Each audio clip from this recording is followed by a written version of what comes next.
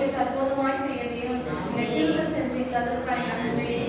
இந்த வார்த்தை பங்குக்காக நன்றி. இந்த வார்த்தை ஏசப்பா நான் ஒன்றுக்கு தகுதி இல்லாத பாத்திரமான நாங்கள் குப்பாகிறேன். ஆனாலும் எங்களை பயன்படுத்த தேவன் நீராடு குப்பையிலிருந்து எங்களை எடுத்து அன்றுவரை கோபத்தில் வைக்கிறவர் நீராடு. அதற்காக உங்களுக்கு நன்றி. தேவன் பேசுங்க. முடிவு மட்டும் ஆனவர்களுடைய பிரசனம் எங்களோடு கூட